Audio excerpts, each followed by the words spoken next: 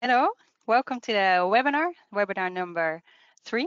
I'm here together with Rinske Geerlings and Sikko Santema. And today we will talk about the lessons we can take in resilience, different aspects of that. We will start with Professor Sikko Santema, who is Professor Marketing and Supply Management. He's also specialized in network innovation, and he has a special interest in the cooperation of networks, and that is also what he will discuss today. Also, all the way from Australia, we have the alumnus of the year of 2012, Rinske Geerlings. So we are very happy that she is here with us. Usually we organize a risk management summer course, but due to Corona, that is not happening this year. So we have gotten her to speak with us for around half an hour about her extensive knowledge in business continuity and also resilience aspects of that. So I will give the digital floor to Sikko Santema. I will make a presenter. And also maybe if you, just to check, can you hear me well? Maybe somebody can see the question parts in the webinar or in the webinar software. Yes, perfect.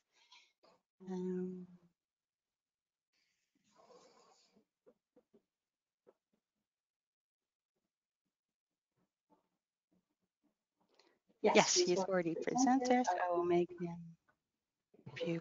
Yes, perfect.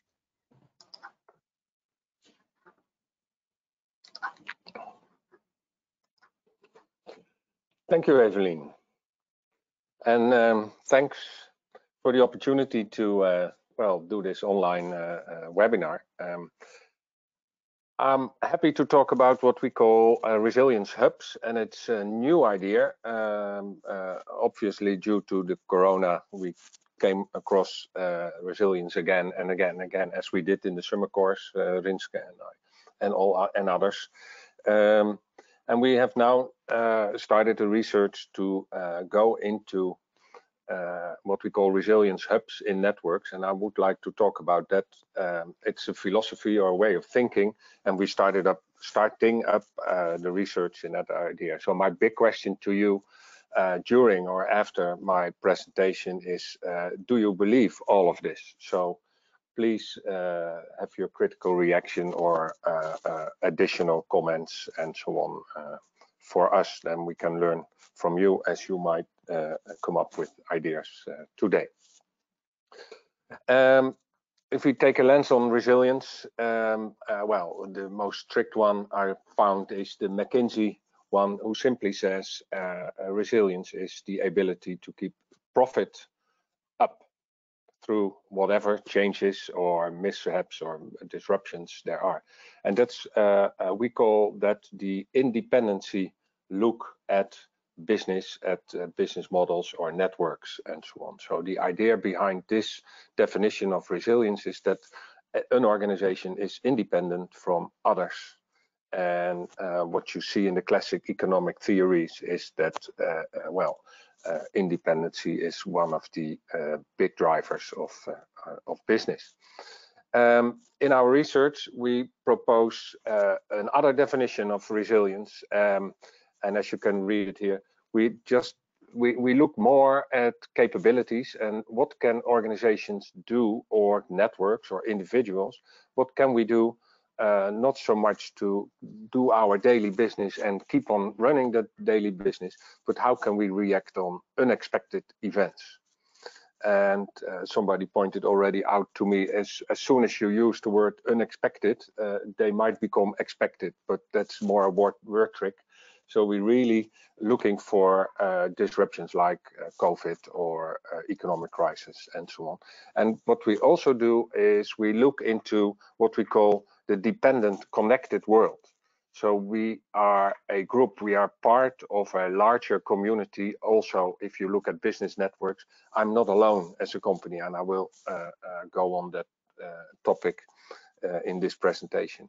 So we reframed the independency definitions of resilience into a dependent one. So I have to take care of others as well, as they hopefully will take care of me as well in the crisis mode.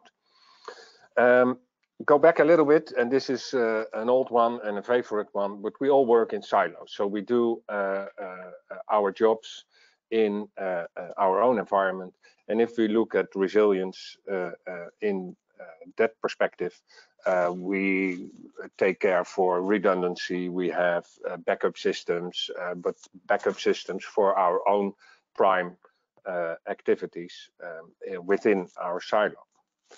If we broaden that one, we see organizations as a multi-silo unity, so to say. So we have sales and production and management and ICT and so on, and they all perform their work, their tasks in their own silos.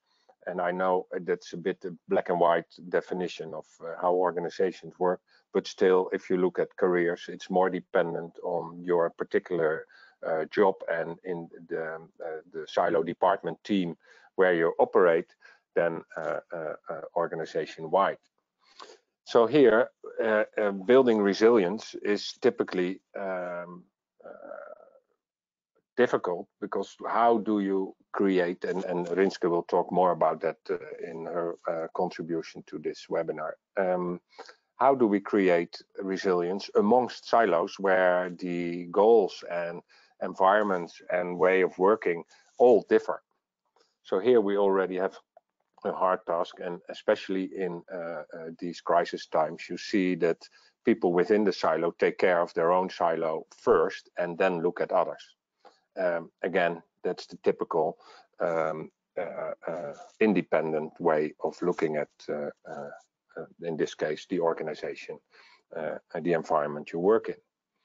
If we go one step further, it gets more difficult, and you now see, sorry? My slides are on? Yeah. Oh, we can't see them. Sorry, guys. Can you see my slides? Because I'm working with the slides, but that's, if you can't see them, it becomes very theoretical, I think.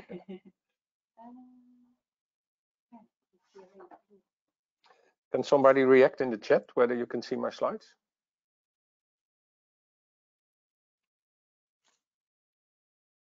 No slides.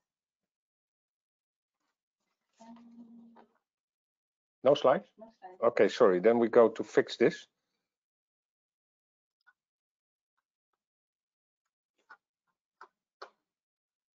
Can you make me presenter again? Well, we're still presenting. Can I share my screen?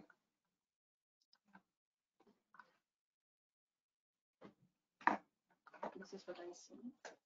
Yeah, I can. How many? Yeah, so is there anything different from what you just did earlier on?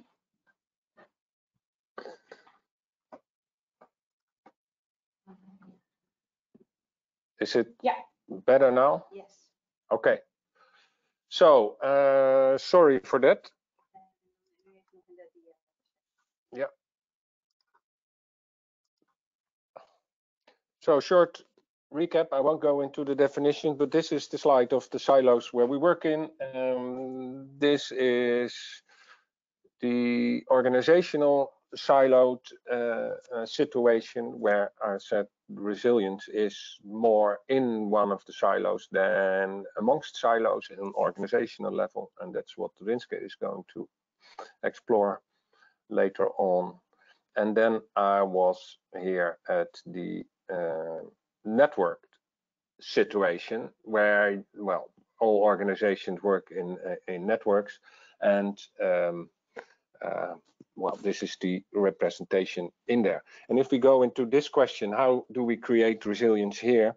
I would like to show what I call the old-fashioned way to do it. And again, it is very black and white, but that's, I like to do that to make very clear and make the statement as well.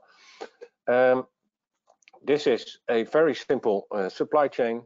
We have on the right side, and I will pick the laser pointer. Here you see on the right side, the customer, he pays 100% of the value, and the typical structure of this example is we have an OEM, a machine manufacturer, original equipment manufacturer, who adds 40% of the value for customers, and he has a whole bunch of suppliers who add 60%. So this is an example. Products and services go in the direction of the customers, and money flows back up the chain. And the typical reaction you see when something happens in classical OEMs, and I'm working with some of them in the Netherlands, and what you see is that they select some of the suppliers, they buy them or take them over and integrate them in their own organizations, make their organization, in this case, 80% of the value, and leaving only 20% to be supplied from the supply chain.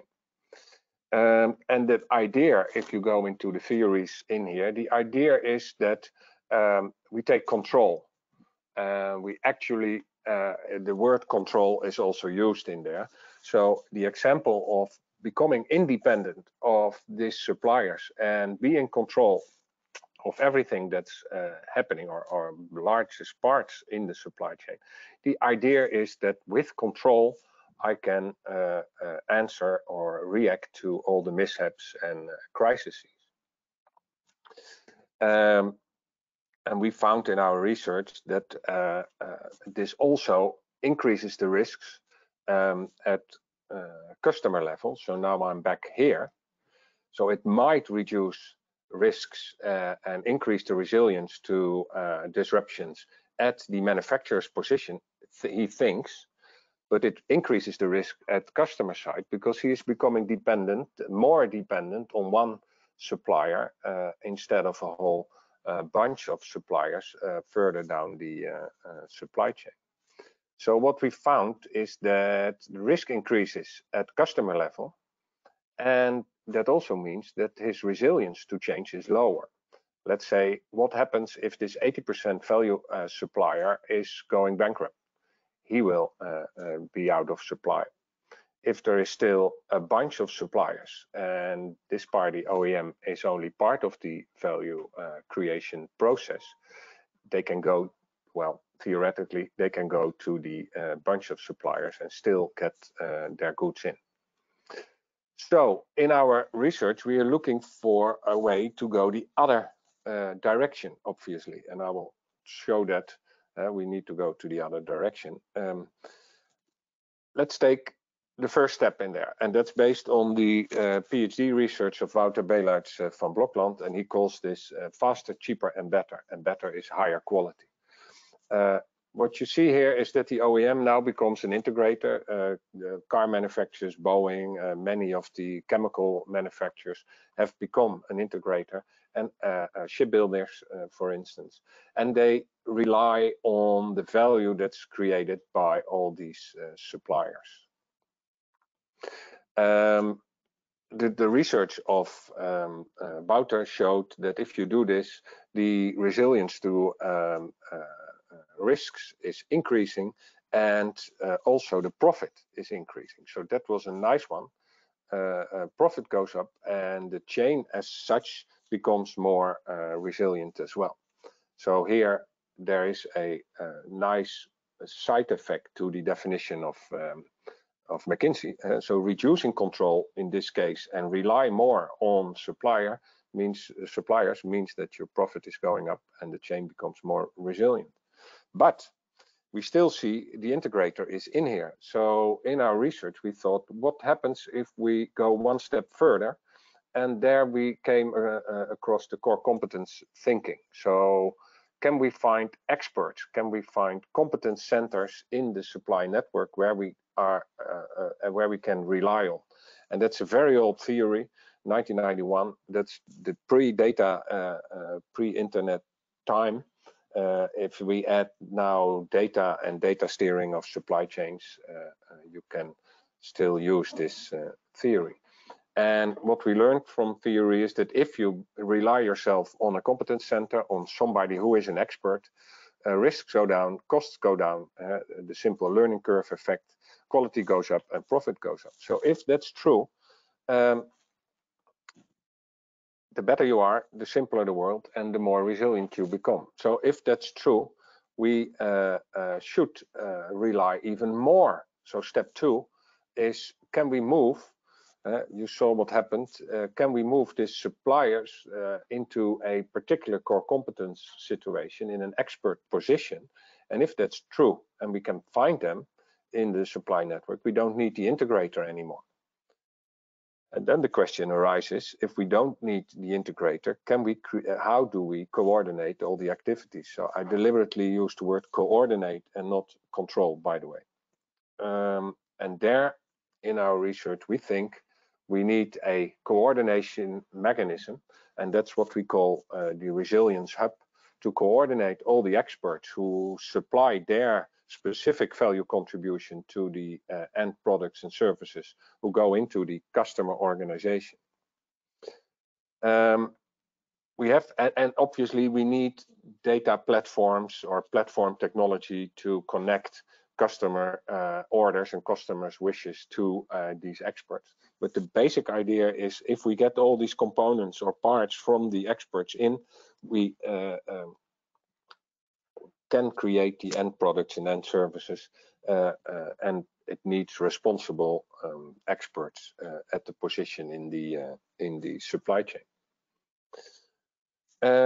And what we see here in the few cases we have is that profit even goes up even further, and that is a logic one because we took out the integrator position of the value chain.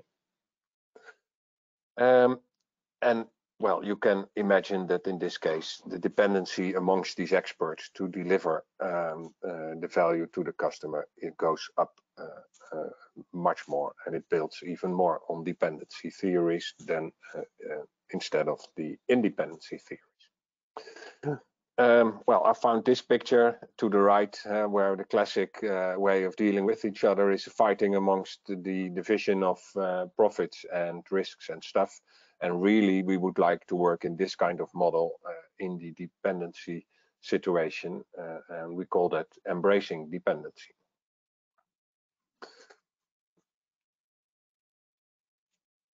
My conclusion: we have old-fashioned silo-based organization in networks.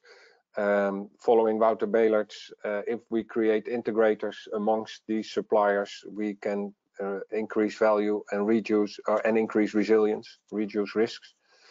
If we go one step further and make use of expertise in the supply network and create a resilience hub amongst them, we take the next step. Profit goes up, resilience goes up of that network. We have to embrace dependency to arrive at that position and can really cooperate with these people in the network. Here are 4 conclusions. It's my last slide. So, and this is what we are looking at in our research. We know that expertise reduces risks, core competencies. We know that control is averse to or pushes expertise out. We also know that the expertise is not with the integrator or with the customers, but is in the early stages of the supply chain. The big question, obviously, is how can we find expertise? Because every supplier will say they are world market leader in something, but we have to find out whether that's true or not. And we embrace dependency. Thank you very much. If there are any questions, Evelien, I'm happily take them now. And I like the yes, but reactions most, because then we have a discussion. Okay. Thank you very much. Okay. Oh, I see, yes, thank you very much. Really interesting. Okay.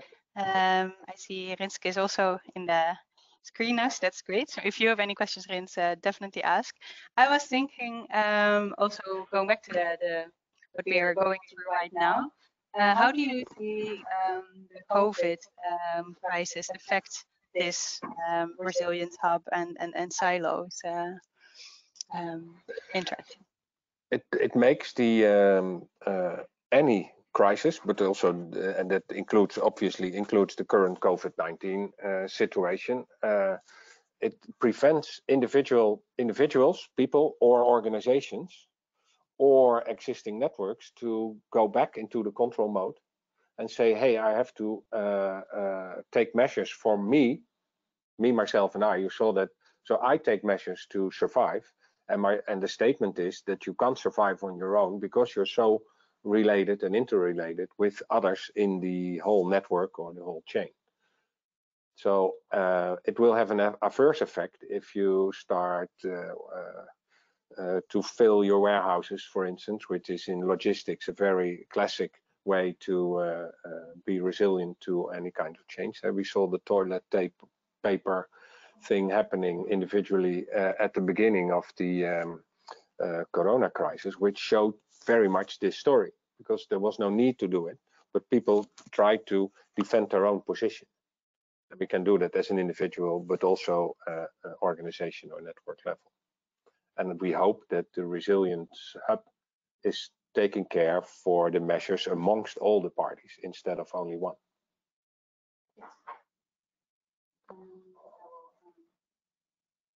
Yeah, I'm playing with mute and unmute because actually Sikko and I were in the same hub. Literally, we're at the Faculty of Industrial Design at TU Delft to make it a little bit less only digital. So I see a question coming in. Let me see. Femke wanted to know, how do you prevent the Resilience Hub becoming an integrator? Yeah.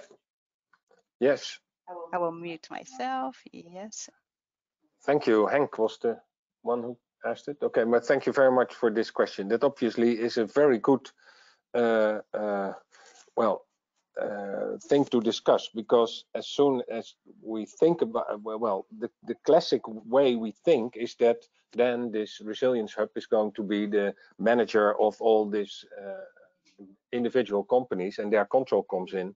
And already the research of Wouter Belaert showed that if the integrator takes one of the supplier positions, it goes the wrong way again. But it's the classic way to do. If something is successful, I want to control it.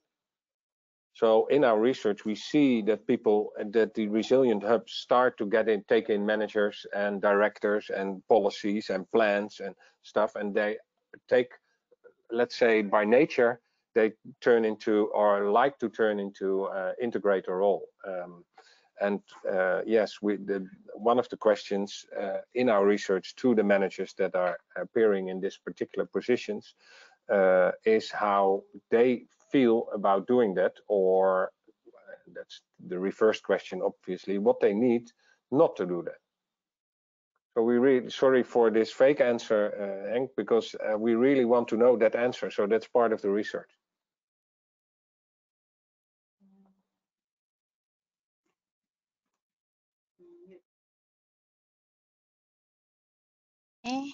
Yeah, so to prevent some echoing, I had to mute Sikko and unmute me. If you have other questions, do please type. At the end of this webinar, we will have a Q&A together with Rinske and Sikko.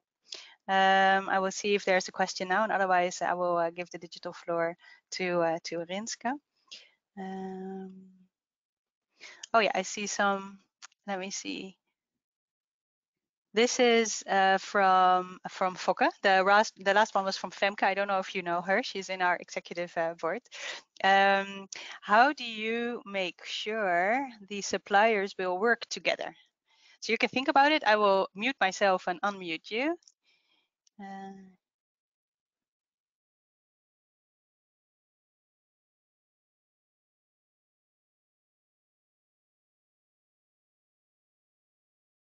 Thanks, Fokke, for this question. Part of the answer is that we don't want them to cooperate, which is an antagonistic answer again. But as soon as an expert starts to intervene with other experts, they get blurred. So part of the research is how can we isolate this expertise in the components or the parts they deliver into the whole system to supply to or to serve customers, how can we save this particular expertise and keep the learning curve running? So it's kind of Lego play. As soon as we try to have the red stone and the yellow stone work together, what's the color that comes out of that? If we go orange or something, and we don't need orange, we needed red and yellow in the end product and services. So that's part of the answer. And probably your question is also directing in, hey, who is then directing the end product and how it all comes together? And that's part of the expertise of a supplier, because he knows what their components mean into the end product and service. Let me give an example. The radar for ships. Who is the expert in radar manufacturing and use of radar? That's companies like Thales, for instance, or Raytheon, who build these. So why don't I give them on the bridge of a ship a particular part of the interior of the bridge, and we use the 60 by 60 by 60 a refrigerator in the kitchen size, and they need 2 of them to build in all their stuff, and they keep on being responsible for the operation of that particular part and innovations in there. And there we found that the engineers from the shipbuilder, they kept on prescribing what kind of radar equipment should be in the bridge or in the ship to well, get the right information to the captain.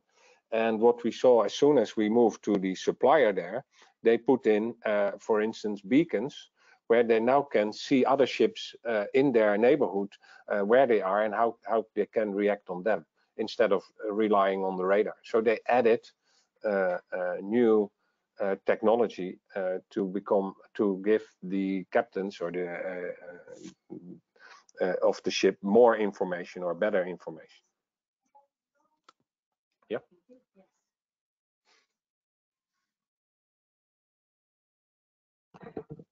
Great, thank you. The last questions we will discuss later on. I don't want to wait by giving with giving the floor to Rinske, because she's got also a very valuable addition to what Sikko just talked about. So I will make her presenter. Okay. And view presenter. Thank you, Evelyn. Great. My slides are visible? Yes, they are. Yes, Well, it's easy to go second, isn't it? Thank you for your help. All right. It's nice to see a few familiar names in the list. Some of the summer course participants. Even I see someone from Australia there. So welcome.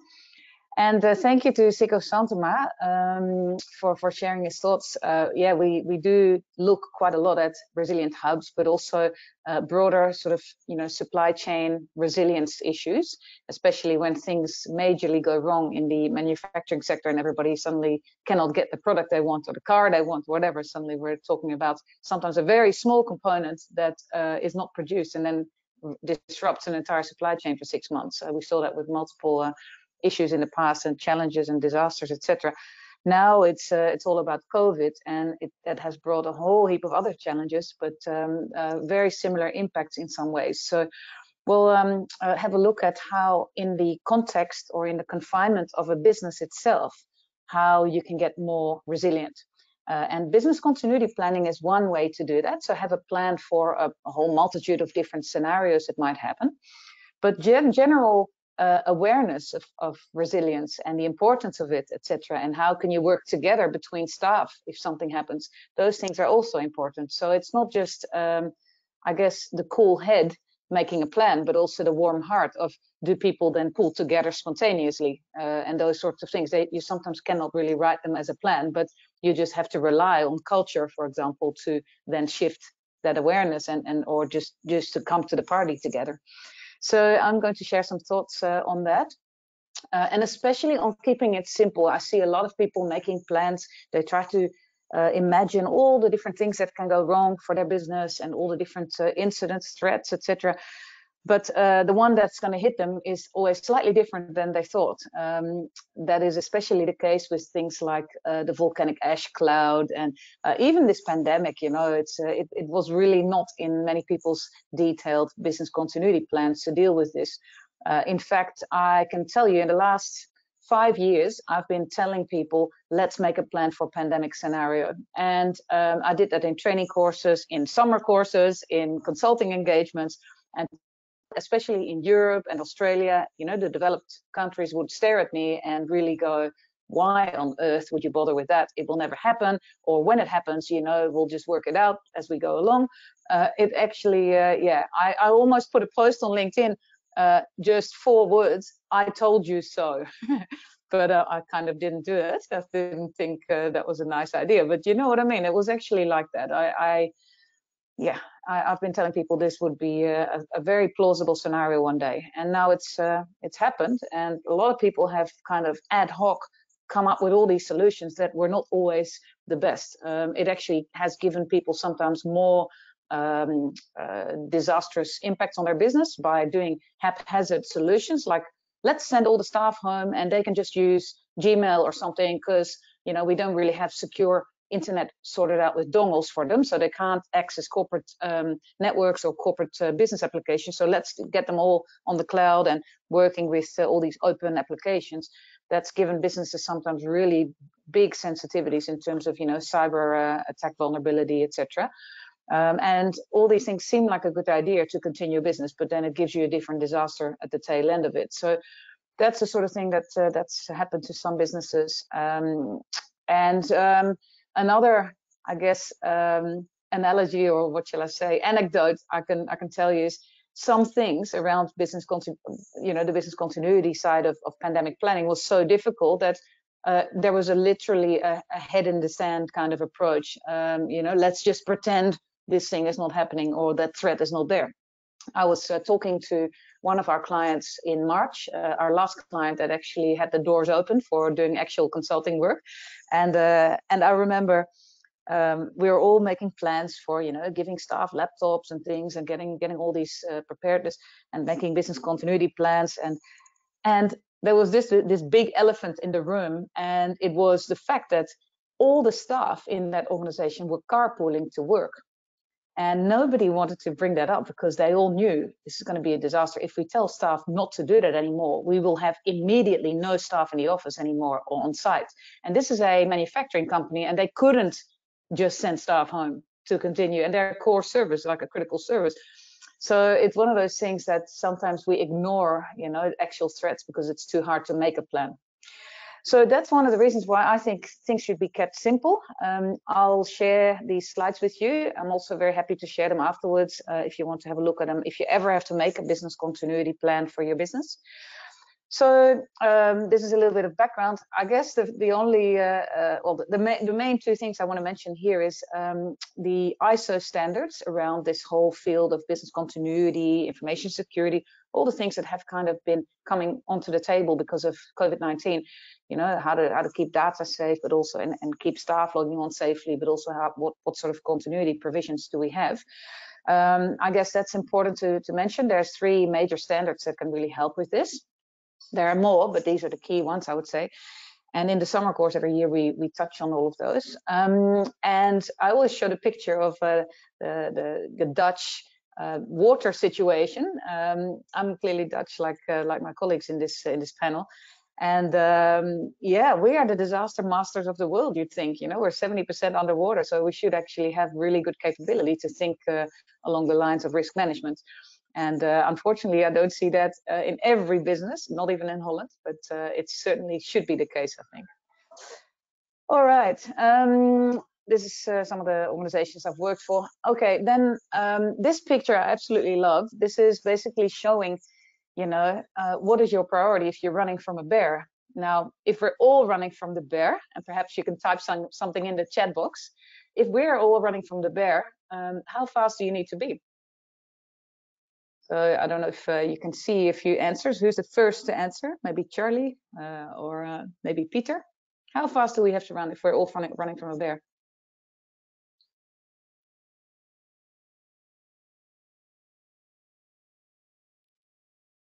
Do we have an answer, Evelyn?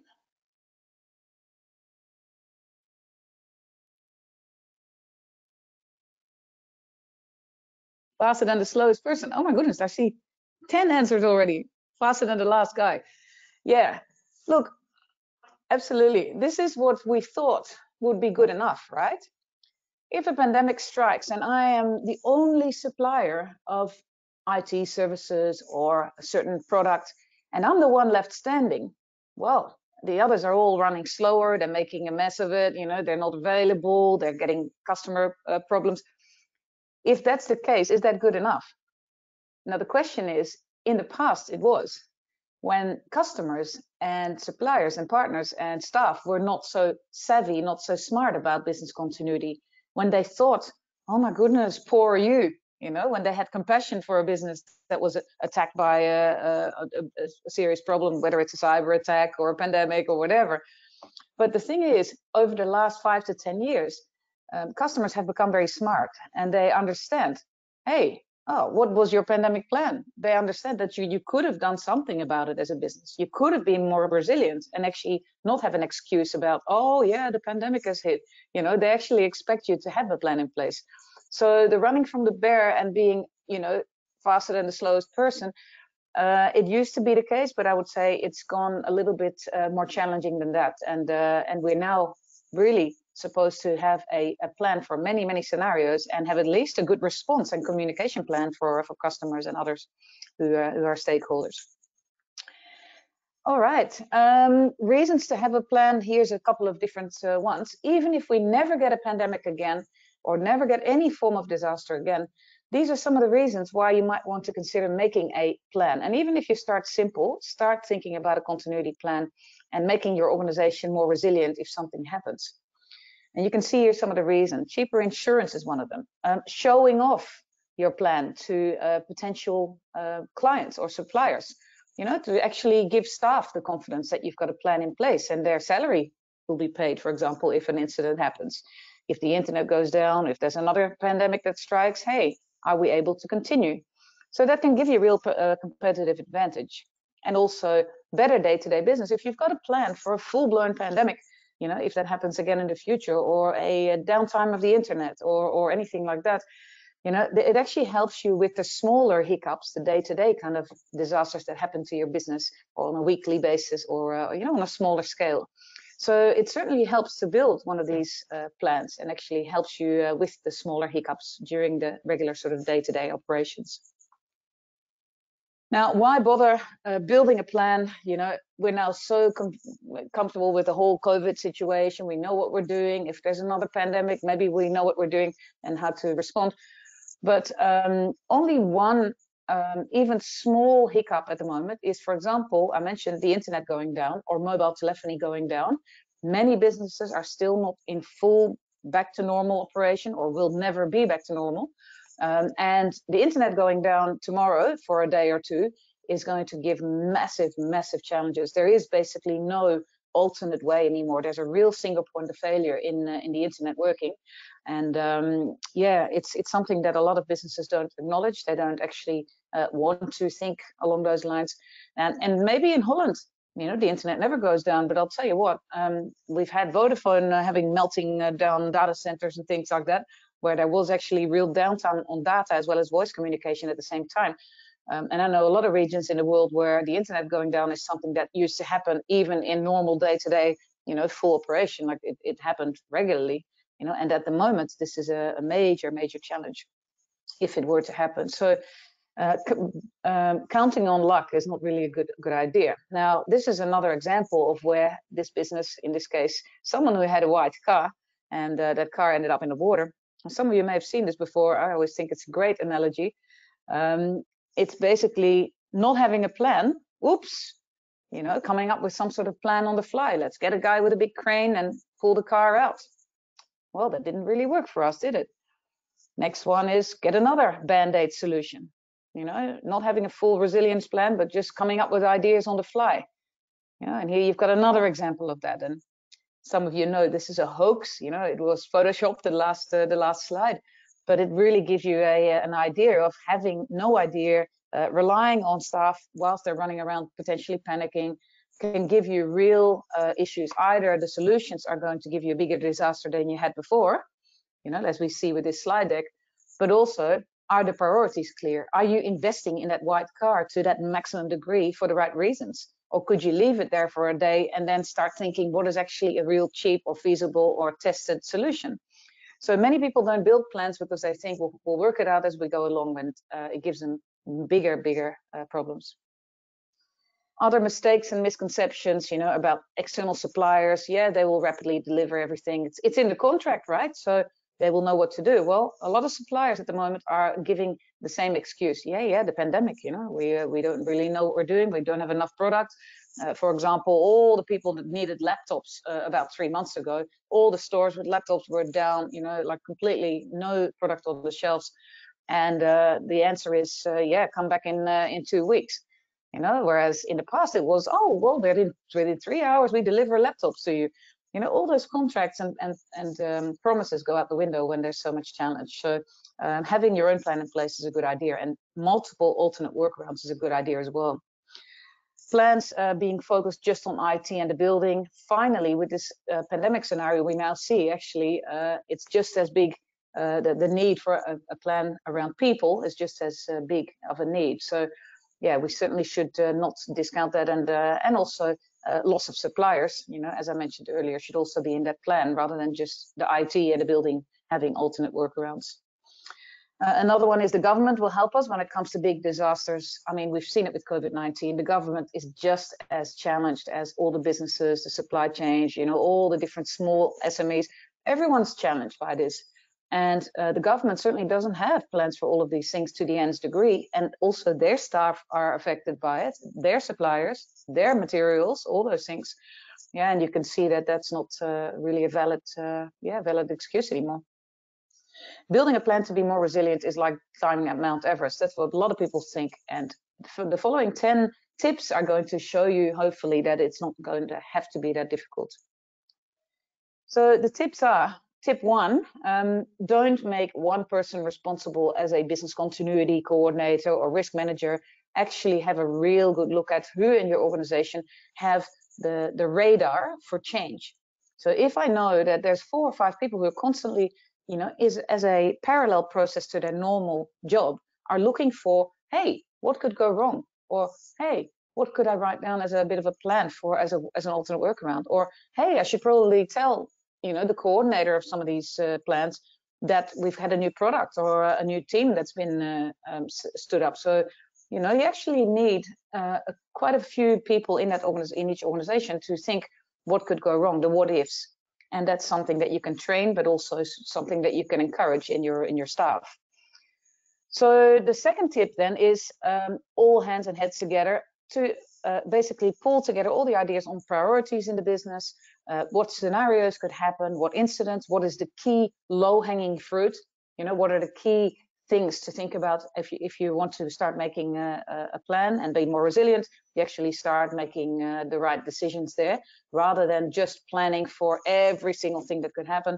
You know, there may be some good input that you can get from your from all the colleagues in your business.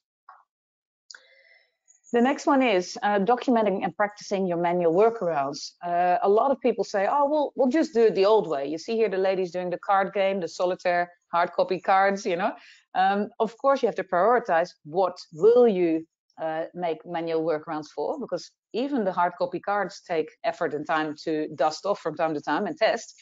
But also, the old way is not known by some of the younger and new staff who are in the organization.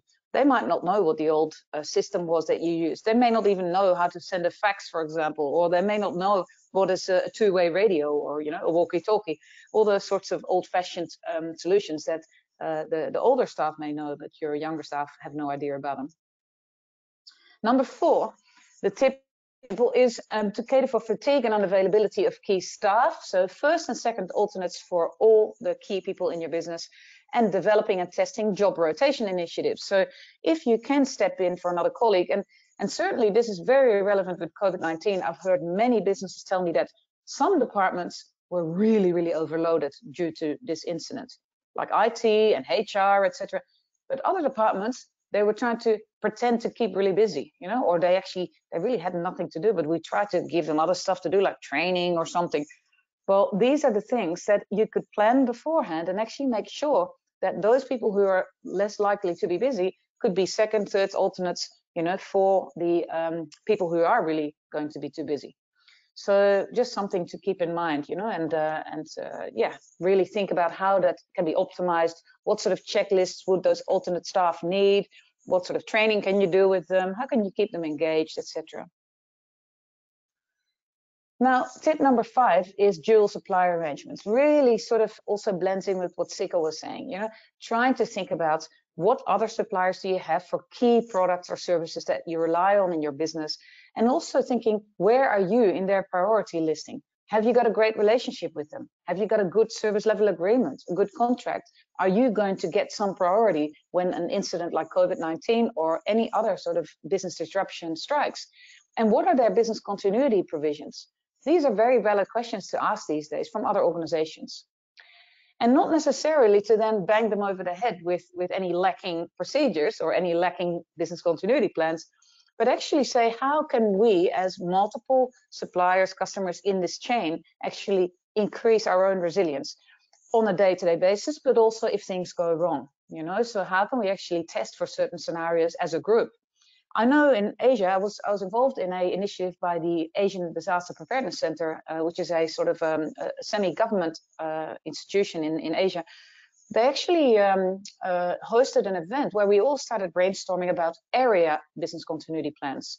So actually thinking about, for example, a whole industry park where there were multiple small businesses who all didn't really have the budget to make resilient solutions for things like staff illness, or if there was a fire or a flood or something, or an IT failure.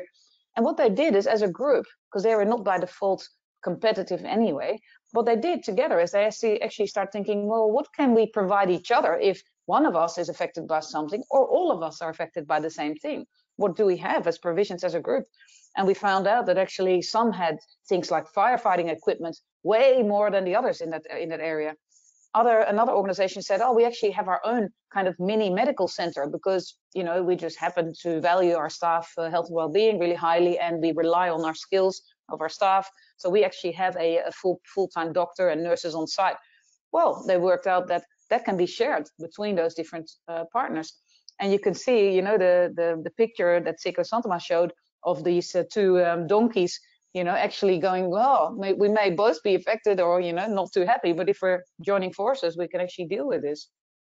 So that's really a great solution there.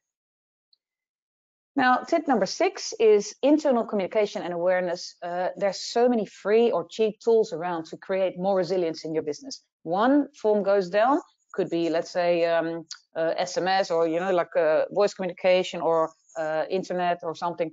What other tools are there? WhatsApp, Yammer, Xmatters. There's really simple things, but on the day that you've got a disaster happening, it's too late to work out, hey, what shall we use?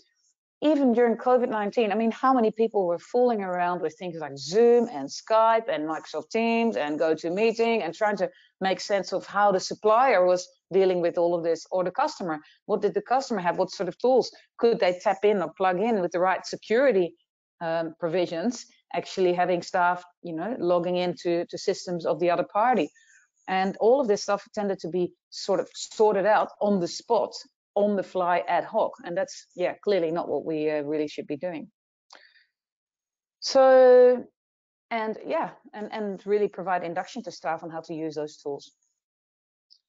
Now, the next one, I absolutely love this campaign.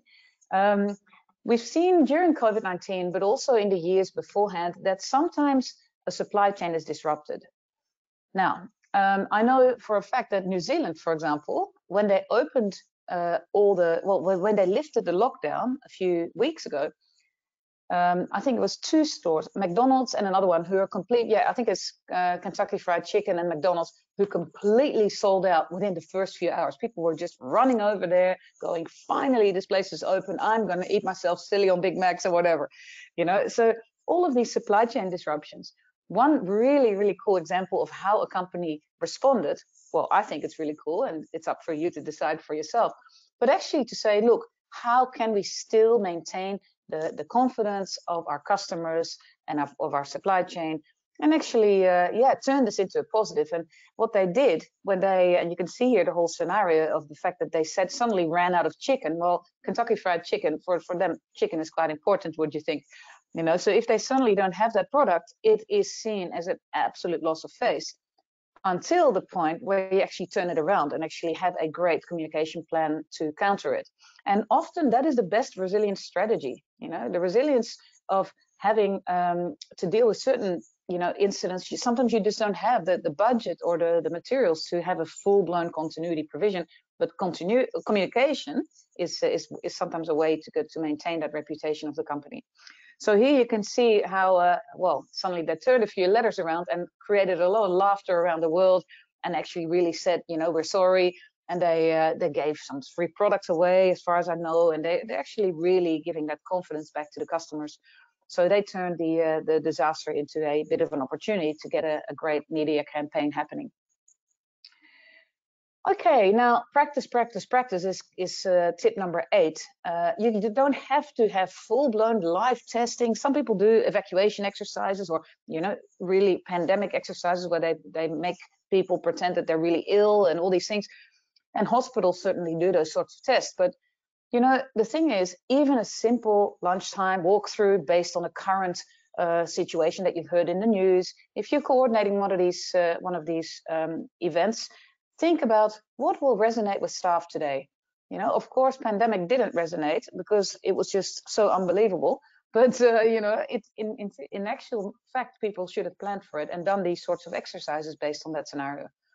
Now, you see other exercises that people do based on other things, technology failure, or denial of access to a building, or destruction of a part of the factory, or a supplier going down completely unexpectedly. Those sorts of scenarios, it really, really helps to walk through them, especially if there's a news item in that morning's newspaper or on the internet news, and people are chatting about it.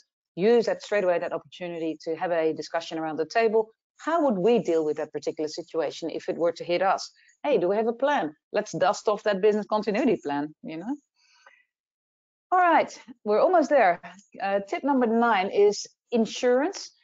Look, any insurance, when it comes to dealing with business disruptions, are generally not cheap, but they do give you a breathing space, especially business interruption insurance. It gives you a payout if all goes well, if the insurer comes on board at the right time. But it gives you a breathing space in terms of your financial position. So if you do have to run off and quickly get laptops for staff, or you quickly have to, purchase certain equipment, or engage a great communication consultancy or whatever to deal with the issue, those expenses could be covered by your business interruption insurance if you've got one of those policies. And like I said, they're not cheap, but there's certainly some benefits in having that financial backing from the first moment. A lot of medium-sized businesses don't have that bank account level, and when something majorly goes wrong, they actually don't have the capacity to quickly purchase the replacement equipment or the consultancy services that they might need. And we see that for cyber attacks as well as what we saw with COVID. But cyber attacks, for example, they might need very quickly shutting down all the systems, go on low production for a while. All these things will create an enormous cost. So if you don't have that type of insurance, it sometimes means you're immediately off the radar and don't survive. A few other examples here are key person insurance, and we see that with critical skill sets or very senior people who, if they are gone from a business, that would create a major risk. And cyber insurance is another one. Now, the last one is, if you make plans, keep the documentation around it really colorful and simple, easy to maintain, easy for people to find the right color in. Hey, for example, I'm the person maintaining step 7, that's green. I'll look through the plan where everything that's green, that's my bits. Very easy to maintain in that way. And you can see some examples here, a risk matrix, which looks very complicated, but actually it's just one of the central documents that can contain all the different scenarios and incidents that we talked about earlier. You can get that in a nice, concise document, actually hyperlink everything in the business that's already there. Keep it nice and small. Could be an A3 size document that shows all the risks in an organization, and with some color coding, you can keep it also intuitive. Another example of a quick reference card or simple document is a damage assessment checklist where you quickly have, even though the right people may not be in the office at the time or maybe stuck in the flood or having the flu, okay, what questions do we quickly have to ask ourselves as an organization? How bad is the impact of this particular scenario? So you can see here, for example, and even during COVID, you could ask these sorts of questions. You know, is there an impact on staff? Are they all accounted for? What's the impact on buildings, IT, mobile telephony, etc., etc. So have a one-page kind of card where people can quickly tick the boxes, and then have an agreed level of if there's more than so many ticks, or if there's just intuitively too many of those, or we don't have the answers, we need to engage other staff to quickly come to the party. Or we go on standby mode and sort of wait for things to get worse or get better. You know, so the actual non-intuitive tasks we tend to put in these sorts of cards, the stuff that people generally do, you know, because they're just trained in their daily business to do it. We don't have to put another big plan for that. You know, we actually say, look, focus for these cards on actually the things people are likely to forget, and especially if the right people are not around the table. Now, another example here is a BCP on a page or resilience plan on a page where you see all the continuity strategies. And there's a few examples there of what sort of things could go wrong and what you could quickly do to continue on. So, for example, loss of voice communication or landlines, VoIP, etc. What would that do to your inbound and outbound comms capability? Well, could be a big impact, but potentially you could put up a web notice that the phone system is down and encourage email communication among your customers. And beyond that, let's say after a couple of days, you would probably expect to have diversion of your phone, you know, all your phone incoming lines to certain mobiles or home phone numbers, you know, but initially there may be a workaround that you see in that little box here, you know, that's next to the less than 2 business days in green. You know, it actually shows there might be some initial workarounds there. Another example is for payroll, for example, any business needs to keep paying their staff if something goes wrong.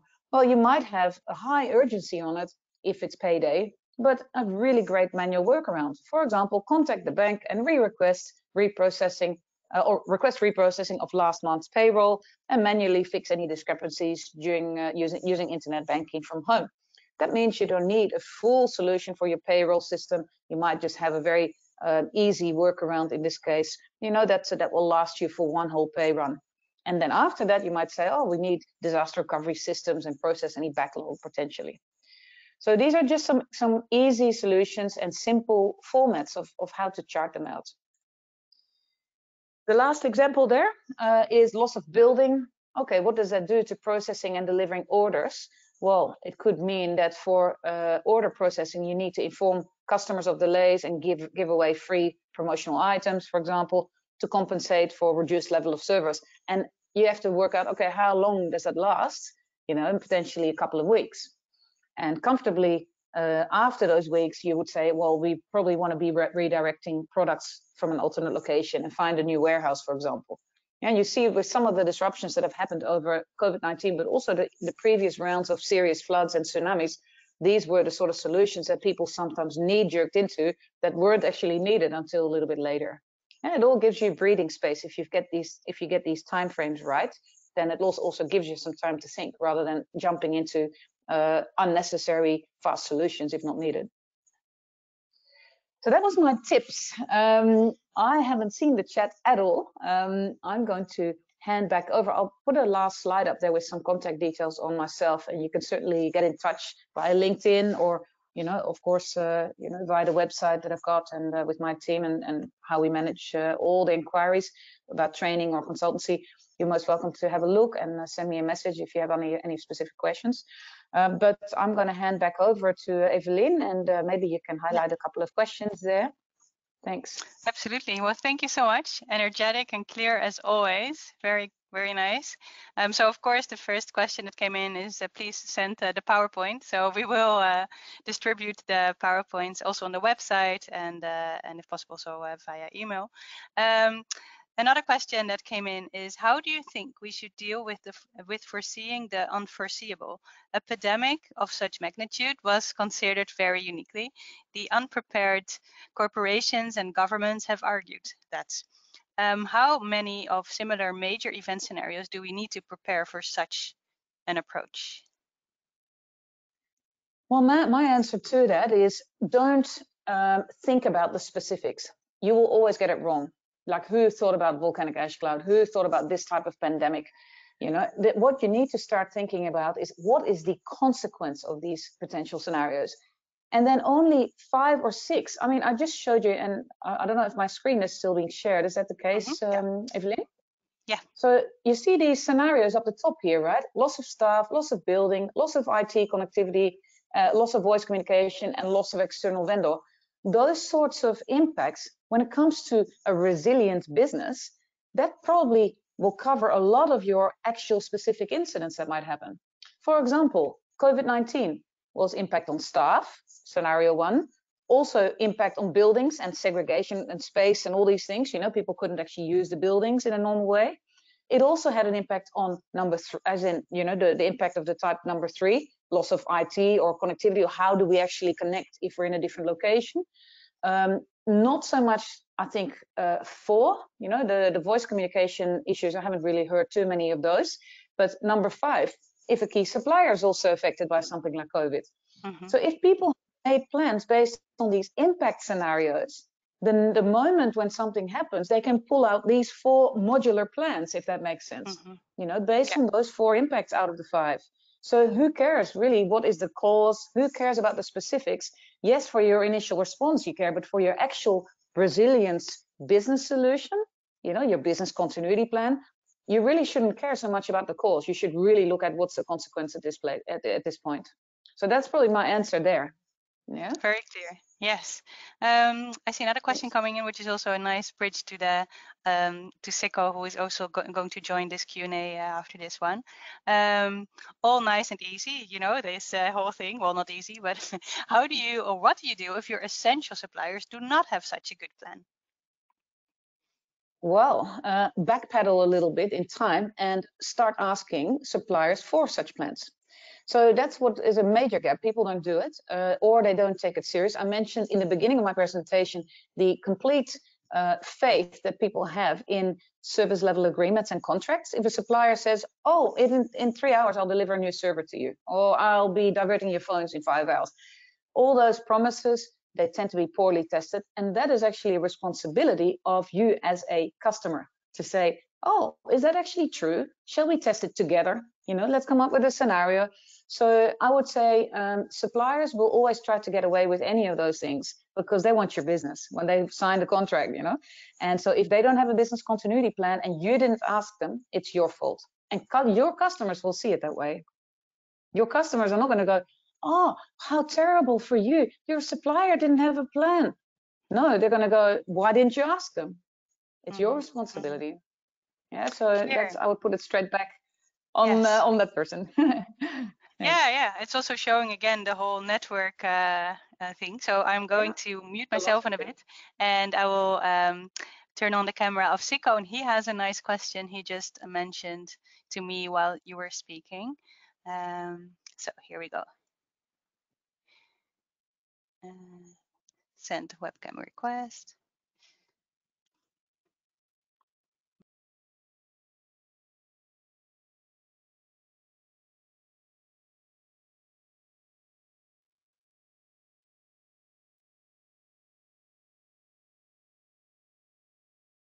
Yeah. Hi, Rinske. Thank you very much. And the obvious question is related to your answer just now. How can we move on these continuity plans into networks or supply chains? And you did it already a little bit with it's your responsibility that your supplier has one or is joining your continuity plan. You might also state that the customer, you should check whether your customer has a business continuity plan. Otherwise, your cash flow is at risk if they are disturbed on one of these 5 aspects. So can you elaborate a bit if what happens if you go into the network idea instead of organization idea? Yeah, it's you mean you want me to answer that one? Yeah, I'm asking you a question. Nice, thank you. I feel like 20 years ago when I was trying to pass my IDE exam in the TU Delft. I will grade the answer then. Okay. Good idea. Look, it all comes to great facilitation, I think. Someone in that hub needs to be of a caliber to actually be able to see through all the components of that particular hub, all the different players, the different suppliers and customers, and go, what kind of scenario can we, for example, bring into this group that will get the attention of people, that will still give people quite a lot of confidence to make the first version of a plan, of a hub plan, if that makes sense. So I've seen that really, well, how shall I say, rise or fall with the actual quality of the facilitator, and one organization stepping up to say, okay, we'll take the first step here. Let's invite everyone for a session or something. Bring your lunch, and we're going to talk about, you know, how we all hang together as a supply chain. It's very complex sometimes, you know, and these things that are sometimes really hard to write down, but sometimes they have to start with the warm heart rather than the cool head, if that makes sense. They have to start, you know, people have to start feeling, hey, do we all have the heads in the same direction? Are we all thinking this is super important to get done? And then, hey, what structure can we bring around it? Yeah. It's a very good question and really exciting work to do, by the way.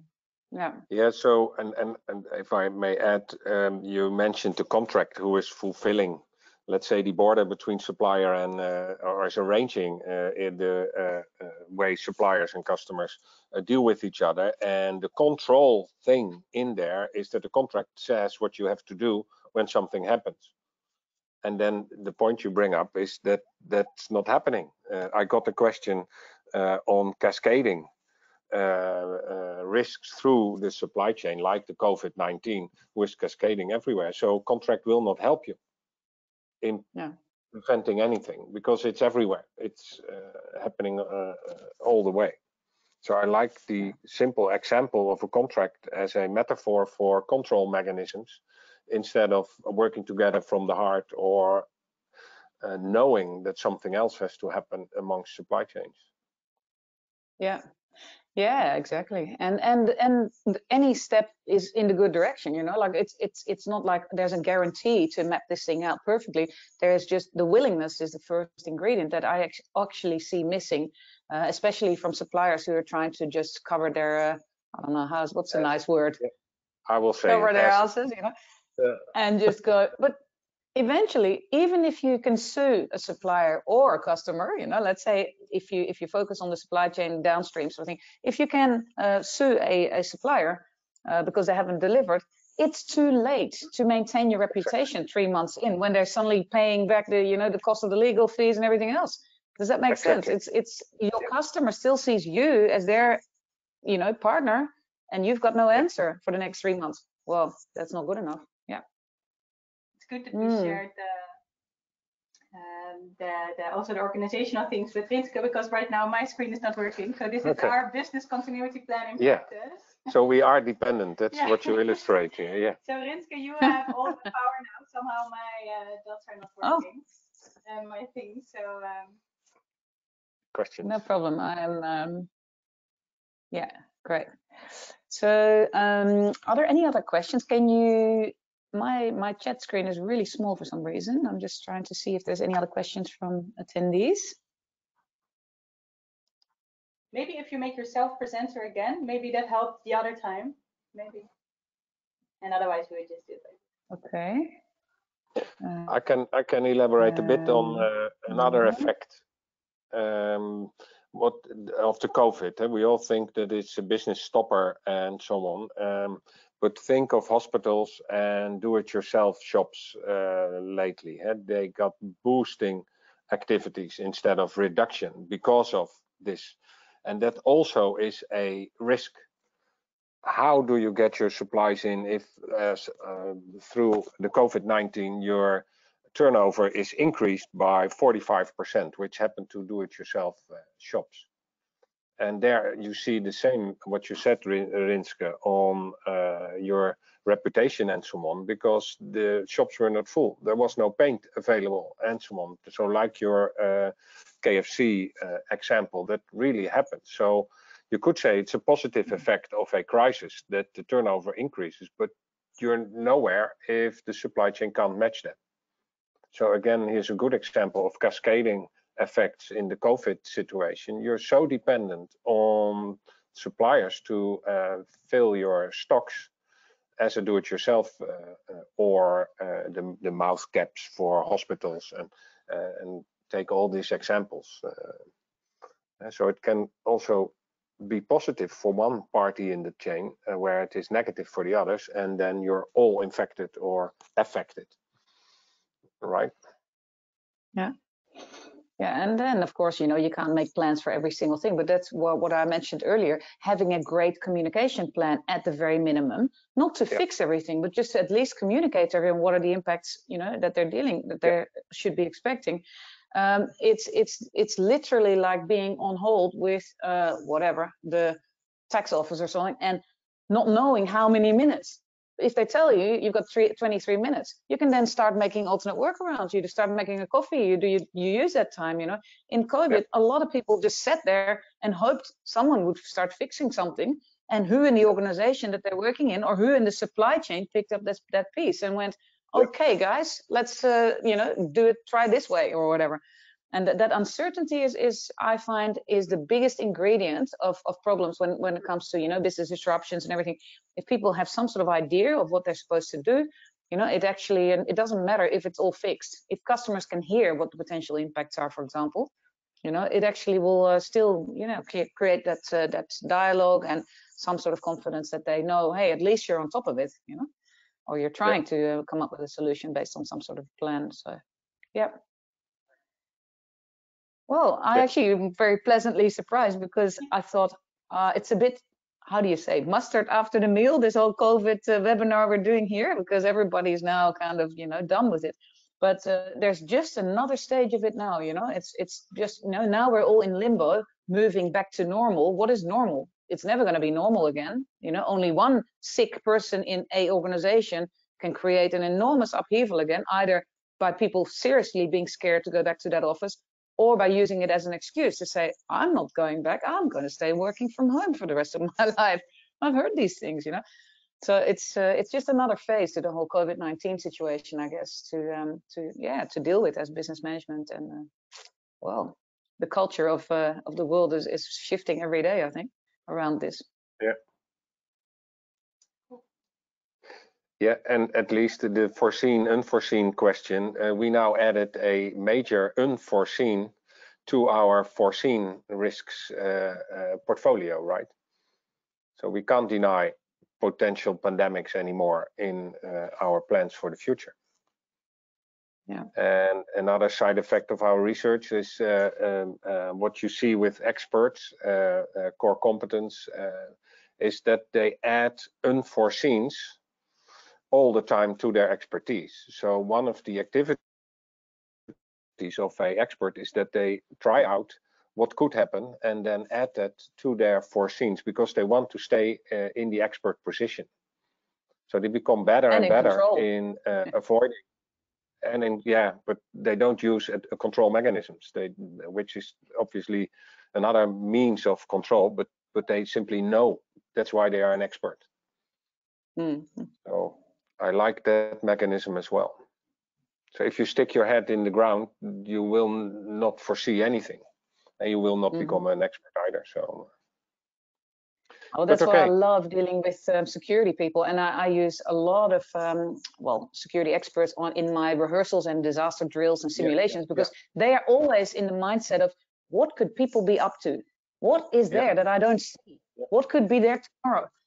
Whereas most other people are just going, that's never happened before, so it won't happen again tomorrow, or I've never seen that. What could even happen? They don't think, and that's why I love dealing with security people. They just have a completely different mindset, you know. Yeah. They wear a black hat. They wear a black hat in the Bono creativity roles. All right. Yeah. Oh, I think right now I will just mute you for a sec. Yeah. So finally, my thingies are working again. Just have the opportunity to thank you, Sikko. It was really nice to have you on this webinar. And also you, Rinske.